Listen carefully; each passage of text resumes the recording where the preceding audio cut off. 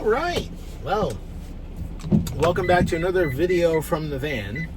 I am headed over to the wash right now. It is, if you can't see through the window behind me or here, absolutely gross here today. It is 46 and raining. I'll take the 46 in January, especially considering that a year ago today, based on my time hop, I was kicking massive amounts of ice. I'll put a video somewhere here.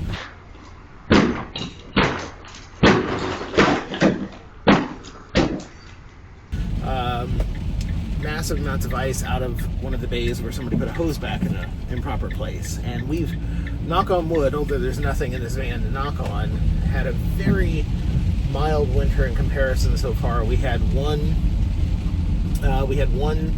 snowy, icy period 3 weeks ago, where I had my third best business day ever. And then the day after that was like my fifth best. Like, I had a really good month, which I had a really hard November.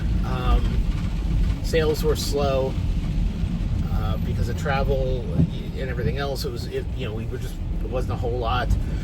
And I had some expenses that cropped up as part of my lease on the land.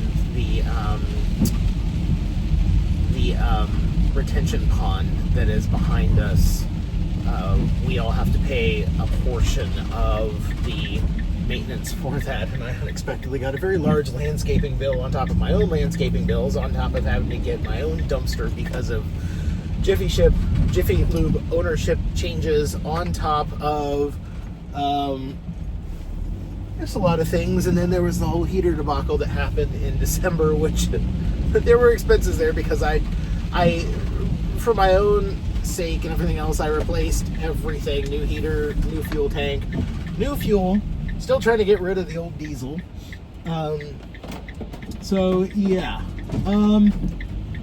bit of a different concept for video today.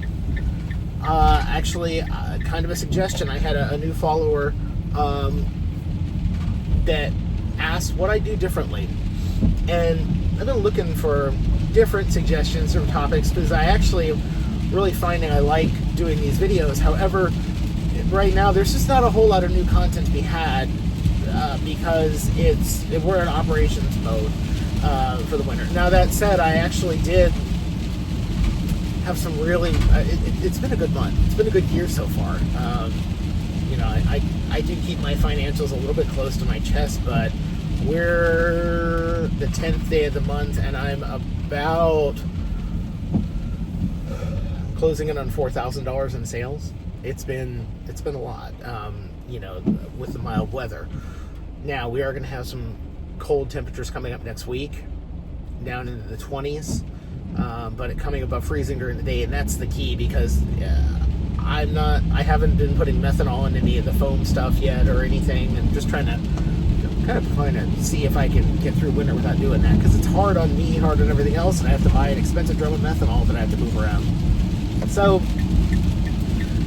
trying to see here if we don't need to do that, and basically overnight, things can freeze. It might only impact one or two customers that would only be able to use high pressure options, and then the next day, things thaw out quickly. So, thrift store is getting busy here. Doesn't look like I have any illegal parkers right now. I think words got out that I tow. Actually, I had to have someone towed the other day, an abandoned vehicle. Although there is somebody in Bay 5 apparently doing their own social media post or something right now, so we shall see. So yeah, this is going to be a bit of an odd video, odd cadence. For me, probably chopped up a little because I do have an outline of things I thought about last night for things I do differently. And there are a lot of them, don't get me wrong, but there are a lot of things that I like about this wash. It's got good bones. It's got a lot of design things that I am figuring out are either design flaws based on my opinion, based on things I've learned, based on things I've read, but also, given that this originally was a Jiffy wash tied to a Jiffy Lube, I'm finding out that, and I don't know this to be fact, but I need to do a little research, although I don't really care. But I think that some of these things might be a corporate design, almost sort of like how most McDonald's franchises look the same. So we're gonna see. I'm gonna look through there. I'm gonna cover some things here and kind of go over some lessons learned. I'll get started on it. I like suggestions like this because I am a new content creator and I try to create stuff that people want to watch and not crap. So if there's something you want to know, something you want to hear, or you have ideas, for these lulls when I'm not expanding, when I'm not adding air dryers, when I'm not adding spot-free rinse, when I'm not doing signage, things like that, let me know. I love to talk, if you can't tell, and I'd love more content ideas. I'll get started once I'm in the room because I don't want to carry everything and get wet, and I got to cut through a bay because there's somebody here. So yeah, see you in a few. Bit of a different concept of video, and as I'm standing here, I am realizing I'm probably not going to be doing a whole lot of productive work today. Oh goodness. I'm not going to be doing a whole lot of productive work. I realize I left that on. Productive work today. The rain is just gross. So one of the things that I talked about, or one of the things I've got a whole list here of things to bring up. I'm just checking to make sure that I'm actually on camera here. I've got a whole outline on the iPad here. I just had an experience when I got here from just a few minutes ago. Actually, it was right after I stopped the video in the car. And there was somebody in Bay 5 parked. I mentioned when I pulled in, like a 4Runner, and it was like, whatever, okay, I'm not that busy. I've been busier today than you'd expect for it to be pouring the rain. But I also had somebody in Bay 3. 3. Yeah. And as I walked in, I saw it was a black Nissan Titan. And I saw they had a shopping cart next to them. I'm like, it's the next door neighbors. Which is a thrift store. And I saw the person fired up, and I'm like, oh, hell no. And I go running out the door. Pardon me, I got to pick a cord up while I'm going off frame here for a second. But I went running out the door, and I was like, I think you forgot something. They're like, oh, I'm like, no, get your shopping cart out of my bay. The person was like, oh, I have kids. And I'm like, I have a business. So, okay, well,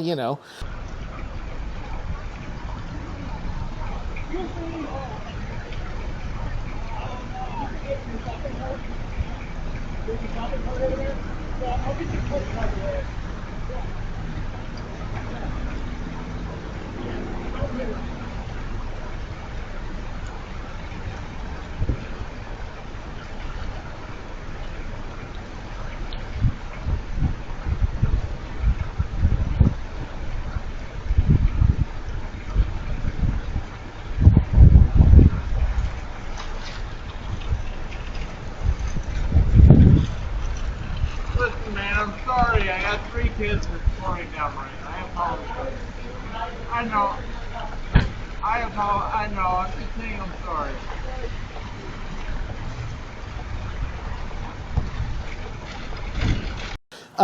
This is coming off the back of something I did a video. I've got some video footage I really can't show right now because there's an active ongoing police investigation for a situation that happened yesterday where somebody brought a pickup truck in, blew all kinds of nails and screws. I'm over 100, all different sizes, aluminums. I couldn't even magnet broom them out of the parking lot. And I had another customer call me kind of irate. And I've actually got some here on the magnet broom. I mean, we're talking big, There was enough there, and I have plates, I've got pictures, I've got video before, video after, and I actually filed a police report, and they're trying to find the person. Unfortunately, it's a Virginia plate. We're in Delaware. There may not be much they can do, but if they find the person, and it's a fairly unique vehicle, I am going to be going after them, particularly if I have to pay for somebody's tires. And that is something I'm going to go into here in a few minutes. getting off course here for this. So I think number one thing is if you're building a location, look at your neighbors. I have good neighbors with the Jiffy Lube. They have been very helpful. They were the original owners of this place and the franchisees. And even though I've been through a lot of stuff with the franchise changing, things like that, the staff that are there that really make things happen over there, the two managers are really, really good and have been very helpful. Before I had James to be able to call and say, hey, I got a pipe that's blowing water. I'm 2.5 hours away at home. Can somebody go and see what's going on? Turn the water off. I don't have trust issues with any of them. So it's been really, really good to have that. That has helped. Good neighbors are something I didn't really think about as much. I have a thrift store. I have a funeral home where they store their hearses and things like that. They're new neighbors. An electrician, a pool company, a few things around here. The thrift store, and there's also a Ford dealer and a tire change place next door that expanded. And when they expanded, they took away a lot of their parking that this thrift store next to me used to use as overflow parking. And that's resulted in a lot of parking problems for all the businesses around here because people want to come shop, have a place to park, but they start parking in bays, things like that. Add to the fact that this was shut down for 5 years before I got it. A lot of people learned, no, you can park here. It took a good 6 months for people to realize this is a functioning business. I have a tow contract with a local company. I've had to have a couple vehicles towed. I had an abandoned vehicle last week. Minor things. I'll say abandoned. It broke down when they were washed. They washed it. It broke down. That's fine. When it's sitting here 22 hours later, no. You got a problem? And here's the thing. I wouldn't have had a problem if they had called one of my phone number posted, no exaggeration, 37 places on this property. I counted it after one of my other videos. You can't even call me to let me know, hey, my Ford died in your parking lot. I'm going to come here tomorrow and get it. Sorry. It's plugging up my vacuums. I had it towed. I don't really have a lot of remorse for that. Again, I have a business to run. Again, context is everything, but the parking situation, and some of the neighbors around here have been really good about that. So, if I got my list here of things I could do differently, and I think I'm just going to start from the top. And again, try to explain why. Number one, a centralized equipment room. You've seen pictures, videos, my opening. My equipment room where I'm standing right now is at one far end of my wash. I think it's a bad design. It's not uncommon among all these Jiffy washes. And I think it's a bad design because yes, everything is down here, but with all the bays, what this results in is bay one on the very end. I have longer times for when you change between like soap and wax. Everything takes longer down there. And it's a big hose run. It's over 100 feet for each one of those hoses down there. And since I don't run poly tube to the bays, a lot of people run poly to the bays. I don't because it's not as durable. I could use this one over here. It's not as durable in exposure to temperatures, things like that. I actually run what you see the yellow hoses, Polovic, they call it. The Polovic nylon hose, I run that to the base. A little more durable. But that goes into some things I don't like about this wash. Besides that, I have the one channel where everything runs down the ceiling. It's a box that it's probably 2 feet wide by 2 feet tall, where all the hoses go to. And all the bays have 2 access panels, and I have one in here. And I'll show them on video. I'll point it out when I move the camera. But I'm a big guy. I have a big head, and I have big shoulders. And I cannot physically get inside the panel, or inside to do anything. So I have to stick my head through, kind of crane my way around, and it's unfinished. It's also insulated with foam board. And dragging a rubber hose on foam board, it's a lot of tension. Not only that, but the foam over years, where I pulled the old ones out, you can see where the hoses like melted into the foam. So it makes it difficult when I have to pull hoses. Don't have to do that very often, thank goodness. But to add to that, because of this wash being a multi-tiered wash, I have 2 bays that are 11'8" clearance. The others are 8'8" clearance. And that 2-foot drop happens in the attic as well. And the attic access is terrible here. I have to go in through the bays. I shouldn't say it's terrible. Once you get in there, it's great, but you have to pull ceiling panels down. I think I'd do that differently. And I would put the equipment room in the center and put your bays to the sides. That way you've got equal length runs to each bay. Because another thing that happens here is by the time stuff gets to that end bay, it's also cold. My water tends to stay warm, those hoses, once they get hot, and it helps heat the trough, the hose trough, but all the foam stuff. And I have more freezing problems the further you get away from this room. Bay 5, right next door, almost never freezes. Everything just works because it's only running up and over the wall.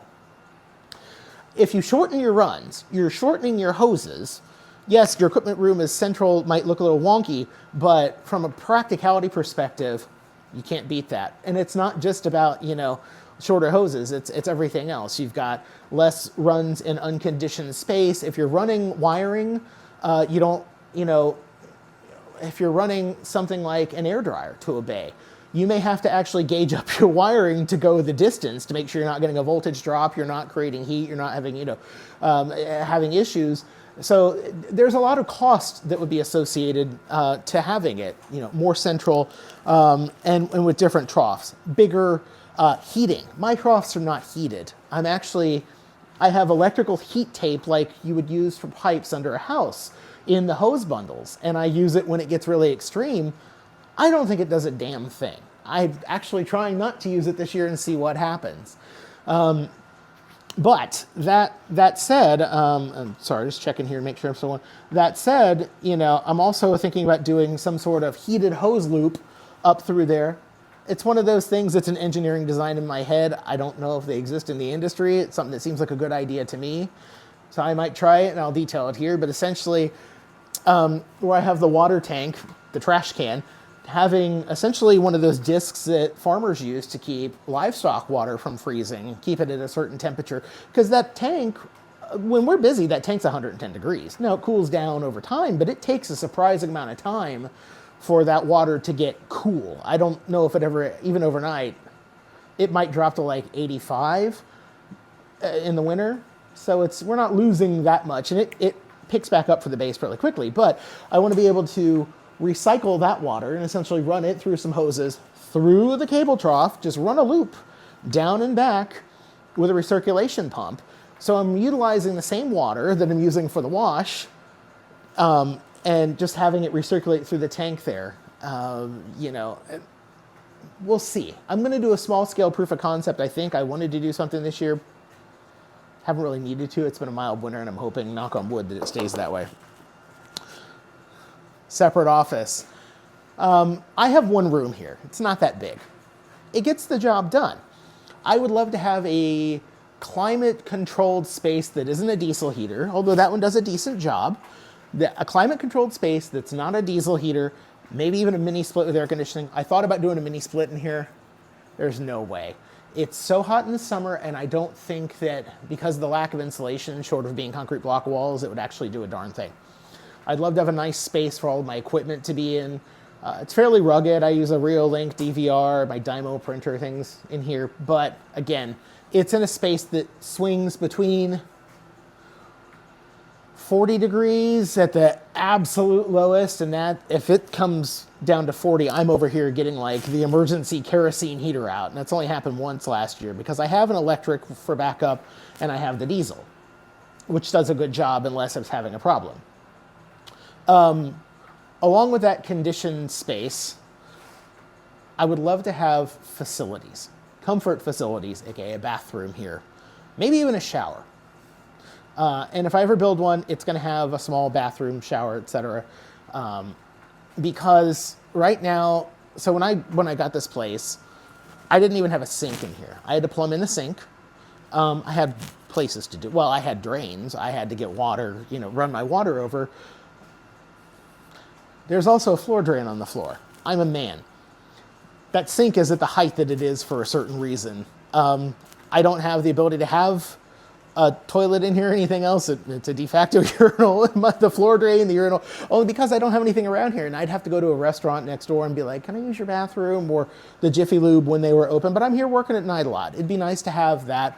Or also just to get cleaned up, because it can be a dirty job, especially when you have to do work in the attic. Or 3 days ago, I was here emptying the trash, and there was a gallon jug full of what looked to be pee, a pee bottle like truckers use, a bunch of other stuff in there in the trash. So sometimes things get dirty. And it's like, I'd like to be able to, hey, I accidentally spilled this god-awful crap all over me. Can I come in and rinse off? I could do it here with a garden hose, or maybe hobo bath in the sink. I've done that before. I'm good. Yeah. Going back to the building design. Taller, deeper, and wider bays. So, and also, I want one bay that is not covered. So I don't have to, when someone calls me, and this happens about every 2 weeks, I get a call, how tall can you actually handle? What's your tallest bay? I think I answered on the website. It's also in the Google review. It's 11 feet 8 to the center line. I can get a lot of RVs. I get dump trucks, but I can't get a big Class A. Yeah, Class A with like roof, like if it's got a roof dome. Some of the bigger, like a 50-foot center console, most of them I can get in here, except for I can't get the T-tops through. My own 20-foot center console, my T-top it's up there when it's on the trailer, pulling it in here. That kind of sucks. So, one bay, at least one, where it's outside, just completely uncover it. I've only seen that at a handful of places for truck washes, things like that, but big, wide, I really want to do that somewhere. And in fact, some of the manufacturers actually make self-contained units that are designed to be like that. I've seen them at the trade shows. The deeper and wider bays. So my bays are decent width. I get dually trucks in here. I get dump trucks. I get school buses. It's kind of tight. I'd like to be able to get more room. Where it really sucks is I would like to be able to add an in-bay automatic. And the dimensions of the bays in this building are problematic because of that. There are multiple manufacturers. There's PDQ for some of their things. They make the laser wash. There's Pettit, which I might be pronouncing their name wrong. Their washes are phenomenal. I would love to have one. I'm a car, enthusiast, a clean car snob. And there's one near my mom's house in Ohio. And literally, I've got a, almost 3-ton Mercedes GLS. And it violently rocks it when you're sitting there when it's rinsing. And it actually gets it clean. And I talk to those guys. Their machines are expensive. Not as crazy as some of the other ones, but there is no way I can fit one in here because it requires 14.6 and I am 14.3 on the width in my widest bay. And I was going to convert bay 5 right here to be the automatic because of proximity to the equipment room. Bay 5 also doesn't turn good business. I don't know why, but the traffic flow, which I'll get to, is kind of problematic for that in here. So it might not happen in this space, and that sucks, but well, there. The other thing, the surprising one, is length of the bays. This building is not as wide as some car washes, and the automatics, by the time you add in signage, by the time you add in blowers, things like that for drying, I don't have the length. I barely have the length for some of the rail sets that are needed for the arms and stuff to slide on. So you can build extensions to the building for that, and I've investigated. Well, can I do that? But I'd like to have it all self-contained. So another thing is you have to have doors, which I'd love to have doors on all the bays. That's one of my bullet points. Love to have doors on all the bays. That might be something in the future I'd like to add, but rather than just traditional garage doors, because of my dimensions, they'd be custom fit. I'm actually thinking about doing vinyl roll-up doors, even maybe air-operated. I'm a big fan of pneumatic airlines over electric, especially in those spaces. As much as I could, I'd love to do that. but they're pricey. But it would help with the customers for climate control reasons, help with the freezing in the bays, we have tremendous wind here. Just right off the ocean. So that's something as well that for consideration. And again, these are all things that this place doesn't have that I would like, or things that if I were building a wash, I would say, let's think about these things. So the in-bay automatic, there still is one, the Condor brand, the KL1 and KL2, which are one arm and two arm. One arm Condor. Okay, it's a weird sounding thing, but I'm looking at Condors. They're pretty good, but they're also $285,000 installed. So we're a long ways off. Even if you extrapolate that cost out, I'm just not sure I'd pull the business for that. Because one of the things I love about this wash is I'm in an area that is rapidly developing, but from a commercial sector, it's very developed around here. My nearest competition in the self-service space is 9.5 miles that way and 9 miles that way. And they have their own problems. I've done a lot of site surveying, and I'm not here to tear on anyone else's business, but one of them, they say that they're a boat wash and all this. You couldn't get my 19 and a half foot, 20 foot center console through their lot if you wanted to, let alone a bigger boat, let alone an RV. I appreciate the sentiment, but your traffic flow sucks. This one, on the other direction, kind of the same thing. And that one actually has a touchless and a touch automatic plus multiple bays plus tall bay. It's kind of a mix of everything, which is what I would love to have. It seems unfinished. And there are some things they've done. I try to keep my bays clean, uncluttered. My signage is, metal signage I had printed, I designed on Build-A-Sign, rather than the plastic ones that, Simonize makes everything else. And that's great. They're flashy if that's your thing, but I went simple. I like minimalist design. So there seems a little bit all over the place. If it's working for them, it's working for them. I've got a 4.5 on Google. The other ones, not as high, but that's okay. I do have tunnel wash competition, and I have express wash at gas station competition in this area. But the gas station express washes are expensive and suck. The ones that they have, they're not touch-free. So if you like your clear coat, I've got Boar's hair brushes. That's part of my marketing. I'm trying to position this as the premium self-service segment versus the others that really don't have any marketing, or their volume, or these tunnels. And then there's some tunnel competition, including a new one going in a couple miles from here, 2 miles from here, but it's down a very busy corridor, and I'm not really sure that that's my customer base. I don't think I'm taking much from them. We'll see. But I'm not afraid of the competition because, again, I strive really hard to keep my customers happy, and I'm really trying to jump in on that. I'll get into that later because I think that's something that I do different that a lot of this market maybe doesn't. Let's see here. This goes without saying, but better lighting. I've done lighting in the bays, in the parking lot. I had all those replaced. It's like the sun out there at night. It's great. Cost me some money to do, but they were parking lot lights that had failed. They're great. My bays are okay. They use what they call wall packs. They're LED mounted lights. Bay 4 has one that's dead I got to replace. They're not that expensive. It's just a matter of I'm climbing 15 feet up there and everything else, and it's not easy to do in the weather that we have right now. I've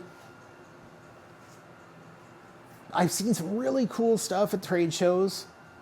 Lighting that can be used for color, for advertising, or things like when a bay is occupied, the bay lights turn white. When nobody's in the bay turns green. Or if a bay is shut down, it turns red. And they look like a club. Some of these things I've seen, they're decently expensive, but it's an investment in your business. And look at it from an advertising portfolio, things like that. If you've got something flashing and sparking, it's going to draw more eyes. Location is something that was really good for this business. I am off a side road, off of a main state highway that sees 65,000, or AADT, which is your average daily traffic, is around 65,000 cars. So In the winter, it's not as much, but the summer, we're a tourist town, and it is bumper to bumper for miles. So I've got good signage. I get the wacky waving inflatable floating tube man. I got the flags out there. So free advertising, not free advertising, but it's advertising. Location's a big thing I love about this wash, and it's something that is really important. Car Wash Chronicles covers, things like that in his channel. I think that's probably one of my favorite things about this place. But the lighting I'd like to improve in the bays. I think if I built something, I'd do a little more out there, but also just because I run 24/7 and I get a surprising number of people who come in here at 10, 11, 12, 1, 2, 3 in the morning all night long. So great for them, but I'd like to be able to provide a good wash space for them as well as a bright, safe space for them. I don't have to worry about crime in this area too much. We're a very, very low crime area. I'm very fortunate for that, but things could change. Along those lines, this wash is a vaulted wash. All of my coins, instead of when you drop it in, instead of going in the box, they actually drop down through a tube into a vault that is concreted in the wall a couple of feet. I have to take a Medeco lock, a plug lock. Don't really have one handy to show you. Essentially, you have to pull a key. You actually pull the lock guts out, and then there's a wrench. It looks like a crank, or I've got another one that's like a big bent that you actually have to crank the bolt that bolts the vault plate into the wall, pull the vault plate off, and then there's the money bucket you pull out. It's the highest security thing you're going to find, short of they do make systems where you drop your money and it works like a vacuum tube at the bank, where it vacuums all the money to a central location in your equipment room. While I think that's a novel idea, if I have to do that to protect my wash, I don't know if that's an area that I want to be in, because I don't want to be walking around at night, and I don't want my customers walking around at night. Also, it's just one more thing to break, and I keep it simple when it comes to this stuff, because while it may not be as exciting, it doesn't have me in here 2 o'clock in the morning because widget X blew up and I can't get the app to load. And this is coming from someone who is a technology fiend.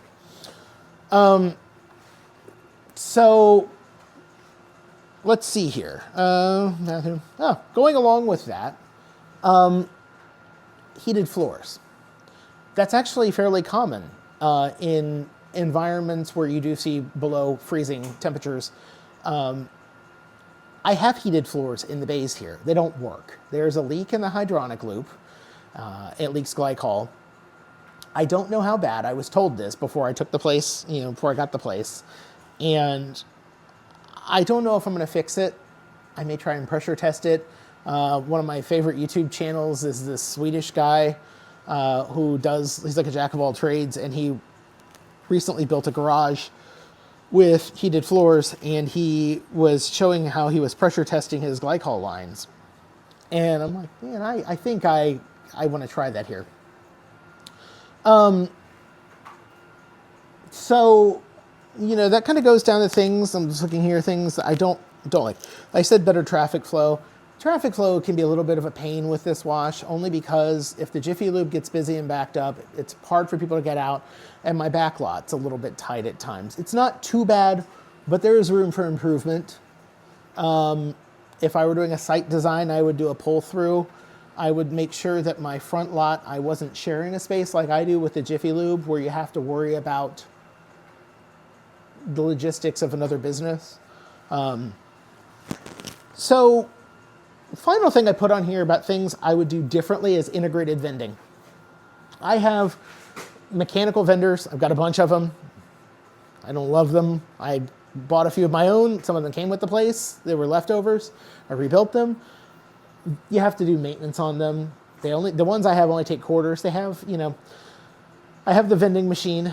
I might do a video on the vending machine, because that's been kind of an interesting thing I've had to teach myself about, and whoever designed those really needs help, because, yeah.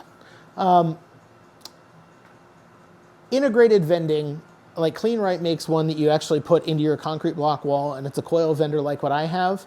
but it's really designed with the spacing between all the products a lot better than a candy machine like I have that I've converted.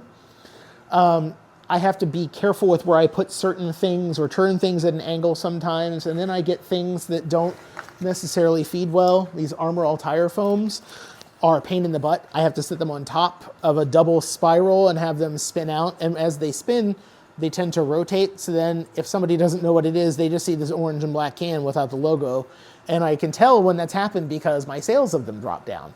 Everything comes through my sales platform through MoMA, so I can tell when things are being sold in the vending machines. So, I think that kind of covers the things that I would do differently. Things that I like about this wash, and there are a lot. Because there were a lot that I didn't like, and I want to make sure I show some balance. Location, covered that earlier. Love the location here. Good traffic. I've got some pretty good neighbors. It's a safe area.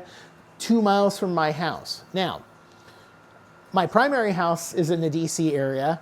It's 2 hours and 24 minutes from here. We have our vacation home here. We are in the process of where we're discussing selling that home, moving to this home as our primary in the next few months because we've just been here for about a year now. We both work remote for our day jobs, and this is where we want to be. It's where we're happier. Kind of grew out of the area I was in. There are a lot of changes, so that makes it good. But for that first, I've been open for 15, 16 months now. There were a lot of nights where I was on the road at 11, 12, 1 because I saw something blow up in here on camera, and it's like, I gotta go. I literally am watching money shoot down the drain. So I gotta rush over here, fix whatever it is, go to our beach house, sleep the night, work the day there, drive back to Maryland, or in some cases, I would come over here, fix whatever it was, go catch like 4 hours of sleep, drive back to Maryland so I could work from home from my home office for the day. It became a lot.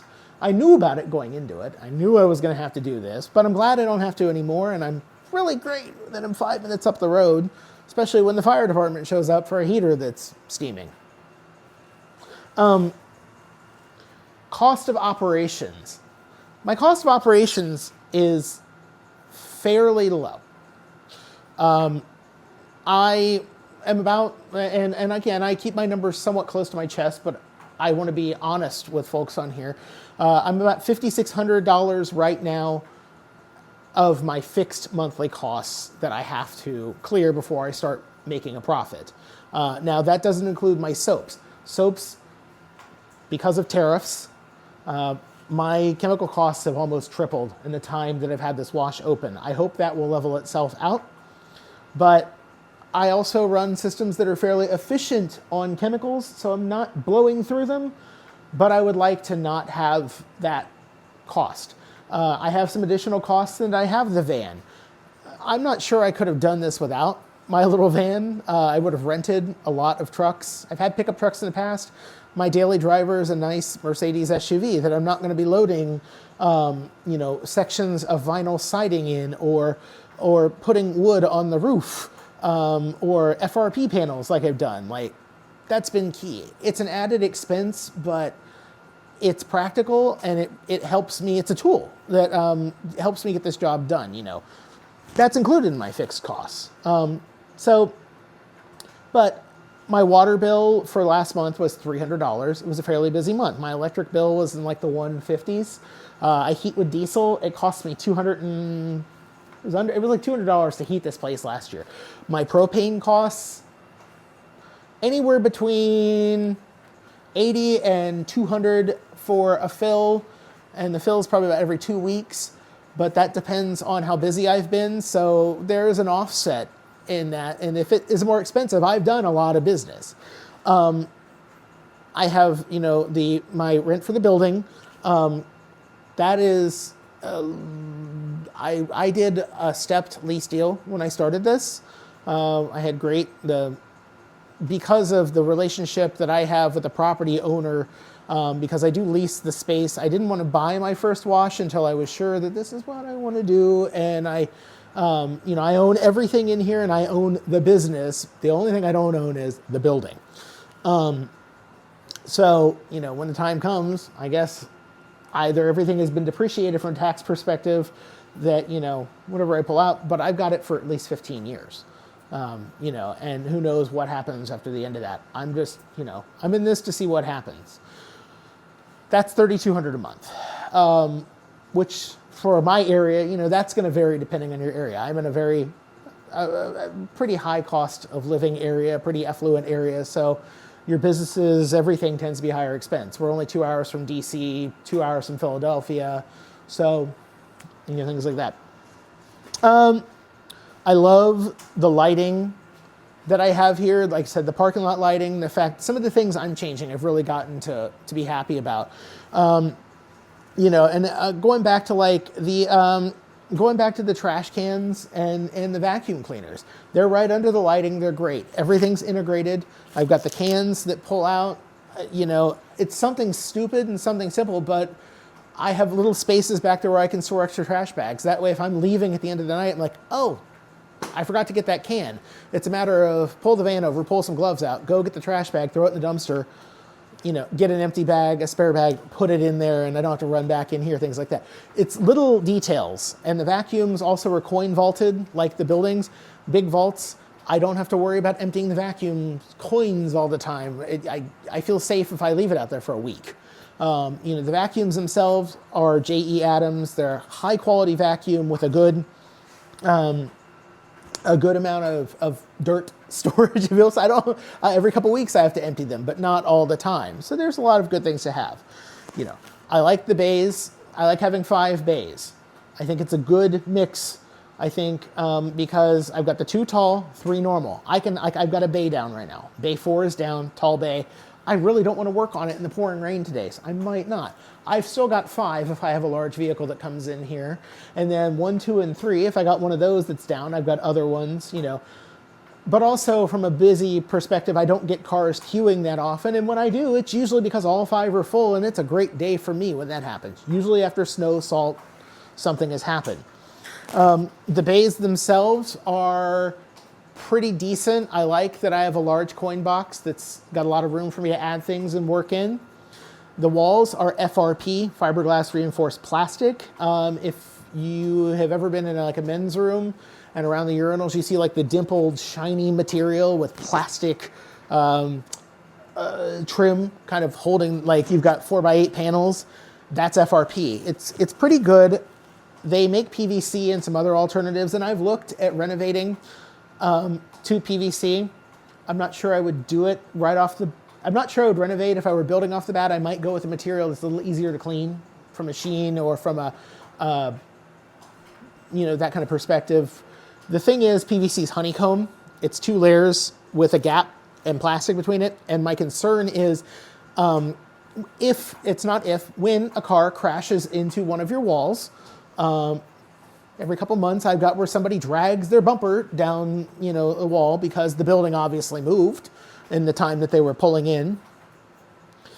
I'm afraid that the ABS panels would crush and would dent. The FRP just sands their bumper off. I go out and rub it off with a Mr. Clean sponge, spray it off with a pressure washer, and good to go.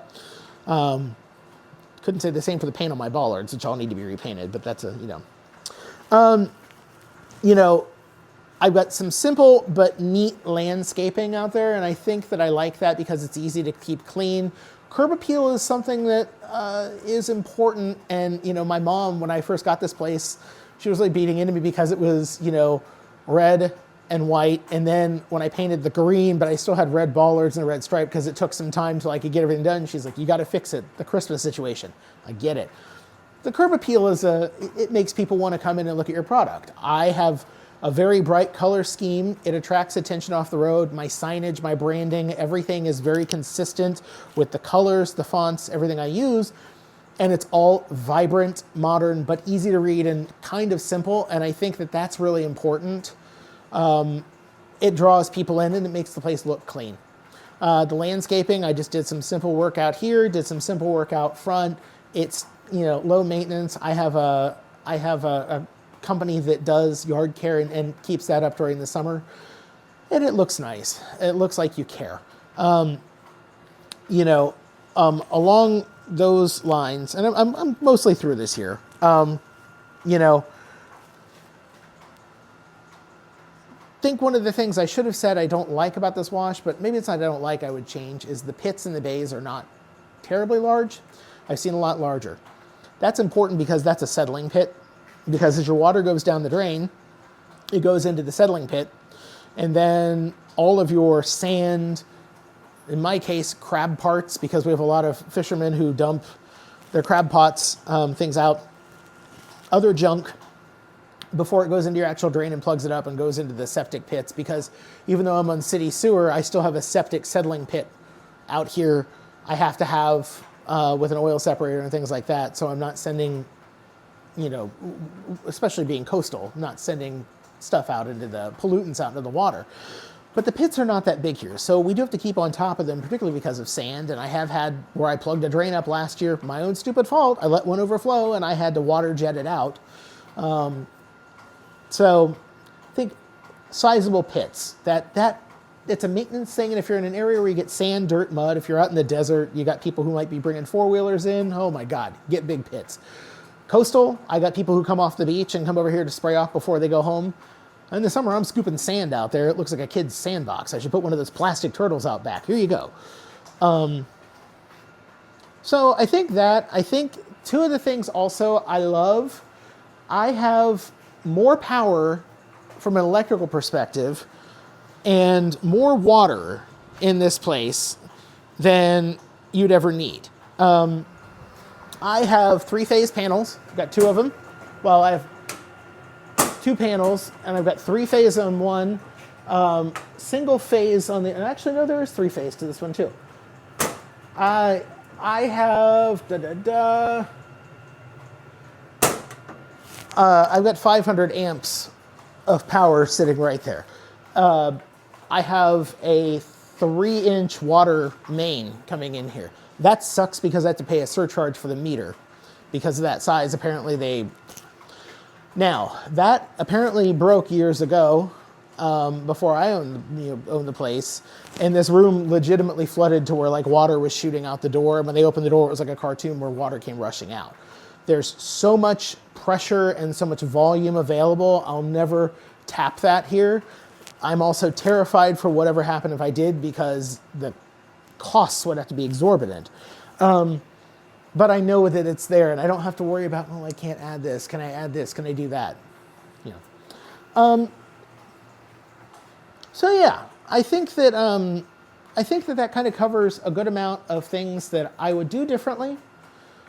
Things that I do like, because there's a lot to like. And the things, my gripes about this wash are more things that I learned or things that I considered coming in. Some of them are lessons learned. And then there are the little things. I have my coin exchanger here on the front. There's actually one on the back as well. It's just an empty shell. It's been emptied. I never replaced it, but I didn't get rid of it because that would put a giant hole in the wall. I use it for storage right now. I'd love to have another Hamilton RNS back there. I don't do that much coin to cash. I do a good amount. But that would be $4,000. I think right around $4,000 by the time I had it designed, because they don't have them on shelves. You have to spec out what you want. By the time I spec'd it out, it's built, it's freighted, everything else, it's $4,000. I'm not going to do that. There's no return on my investment. But it does put me at a single point of failure if this goes down. Thankfully, everything in here, everything with the exception of 2 vendors out back and one right here, can be used with card. So, I might lose a little bit of business, but for the year of 2025, I did 17.03% cash sales. Okay, so I would lose 17% of my business, basically, up to. Obviously, that's a gross generalization, but still. So yeah, I think that kind of covers, the things I like, the things I would do different. If there are questions or comments, or if you feel differently, or you maybe have a different perspective because you own a wash, or also something I didn't think of, comment below. I'm always trying to learn. I'm in a lull right now as far as development of the business past this one, only because costs are through the roof for everything right now. I'm not going to get into all of that, but I'm kind of going to keep my head down, focus on this, I want to expand my offerings here, air dryers in the bays, spot free, you know. Something I've wanted to expand, I don't think that I have the space for, would be a dog wash. That's a common thing a lot of washes are doing. That goes back to space constraints, you know, and I'd have to pull a miracle to have one in here, and the return on investment is just not there. Particularly, we do have a couple of washes for dogs at like Petco and things like that around here. I'm not trying to steal their business. So yeah, I know this was actually a long supercut of a video. We're 43 minutes long. The way I did this, I might not have a lot that I can cut down, but hopefully this provides value for folks. It should make for a fast edit and an easy way to get things up, because I know that, I said to a couple people who had commented that I'd have something up probably today, so I'm going to try and do that tonight. Thank you for watching. Like always, I am starting to grow my subscriber base. I don't know, I think it's coming from shorts, from a few things, but if you find this material interesting, or you think you might know someone who would find it interesting or benefit, or just wants to laugh at this big yellow guy, by all means, send it their way. Appreciate all the support, and I will talk to everybody on the next video.